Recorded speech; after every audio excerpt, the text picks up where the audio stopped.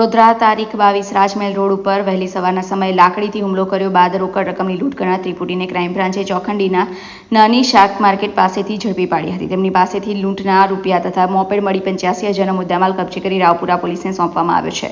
ફ્રૂટનો ધંધો કરતા વૃદ્ધ વેપારી 19 જૂનના રોજ વહેલી સવારે રાજમહેલ રોડ પર ખંડેરાવ માર્કેટ ખાતે ફ્રૂટ લેવા માટે નીકળ્યા હતા. તે દરમિયાન કલાભવન દિવાલ પાસે વાકડા પર DCB police station crime branch Vadodara શહેર તેઓ આરામ કરવા બેઠા હતા.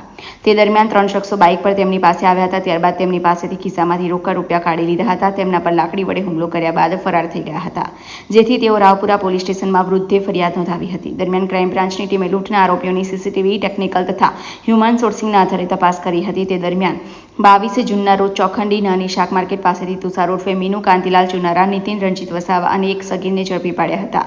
તેમની પૂછપરછ કરતા વેપારીને લૂંટ્યો હોવાની કબૂલાત કરી હતી, જેથી ક્રાઇમ બ્રાન્ચે મોપેડ અને રોકડ રકમ મળી 85,000નો મુદ્દામાલ કબજે કરી આગળની કાર્યવાહી માટે રાવપુરા પોલીસને સુપરત કરાયા છે.